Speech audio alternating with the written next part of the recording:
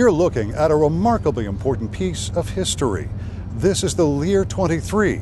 And coming up, I'll tell you why this is one of the most significant business flight developments ever made.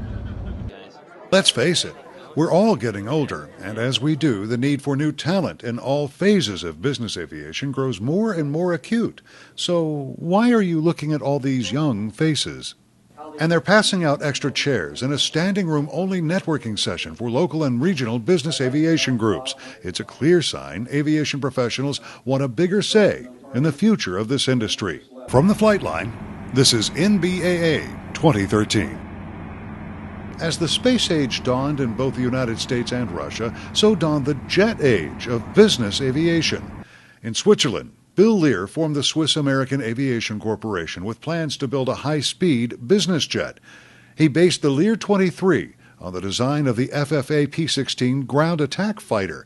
3 years after getting underway, Lear had a prototype, the SAC-23. It is pretty remarkable. Obviously he was a fantastic aircraft designer. He focused on, of course, exactly that sort of small, mid-sized cabin that helped make business jet operations practical for a very large audience in North America.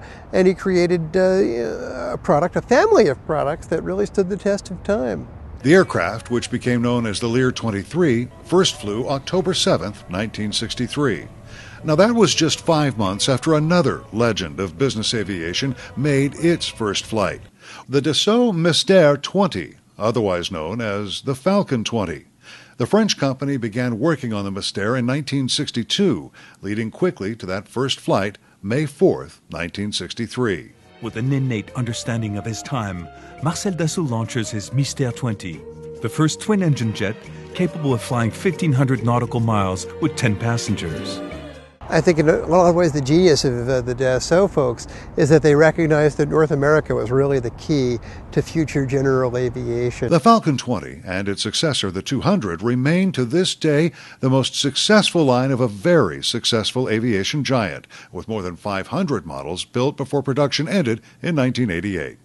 While Lear and Dassault were building a completely new market for civilian jet aircraft, both with first flights in 1963, Pratt & Whitney Canada began production on another technology that not only revolutionized business aviation, but is still being built to this day. Well, it's a phenomenal engine, proven performance, great durability, great reliability. It's all the things that the pilots and the owners are looking for in an aircraft. Aaron Abbott and his company, Covington Aircraft Engines, are not only big fans of the PT-6, that Oklahoma company is the only American-owned company to sell and service the Canadian-made power plants. And those power plants are still in production today, 50 years after they were first manufactured. Why? Still economical. It's amazing what they did 50 years ago, and we're still using that technology and still using their product.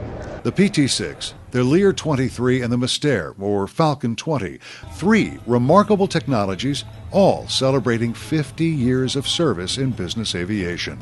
There's a lot to be said for being both graceful and useful as you age, sort of like the Lear 23. But people, like machines, eventually have to retire, and that brings up the issue of business aviation's aging workforce. Here at NBAA 2013, there's an effort underway to ease the shortage of new blood in this business. More than 200 kids from high school and college pour into the Las Vegas Convention Center for NBAA's Career Day. Mostly, these are the converted. Students like Blaze Cohen from Rancho High, an aviation magnet school here in Clark County, Nevada. Most people I know would love to be flying all the time. Once I start talking about it, I think they see the passion that I have for it.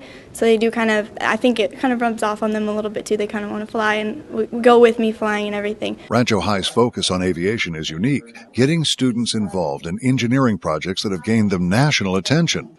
There's a teacher behind all that. Gary Archambault is that award-winning teacher. What's his advice to business aviation when the question is, how do we attract new talent? Show up. That's basically it. Show up at the schools. You can't just go fly and have a great time. I love flying. I love going to have a great time. I understand that exactly. But the people that are our future are sitting there, and if we don't go talk to them, they're just not going to do it. Archambault says one way you can get involved in opening young eyes to aviation is sponsor a project, something kids can both do and learn from. Look at the turnout at the local and regional group networking event yesterday. That's NBAA's Bob Lamont passing out extra chairs to a standing room only crowd where the theme was sharing experiences between aviation groups in different parts of the United States. The opportunity for all of the groups to talk together and collaborate on the different issues that we're all going through and how to get better at contacting our representatives and learning what tactics to use with legislation and going after that kind of stuff. If you'd like more information on how to join, or if you'd like to start a local or regional business aviation group, all you have to do is contact your area NBAA representative or check the website, NBAA.org. That wraps up our convention coverage from Las Vegas. Remember to check online for our other HD video reports. You'll find them on the NBAA YouTube channel, on the convention app, and on the website, NBAA.org. There you'll also find extensive coverage of the convention, as well as a remarkably complete photo gallery of every aircraft here on the static line and on display indoors at the Las Vegas Convention Center. I'm Pete Combs. From the flight line, this has been NBAA 2013.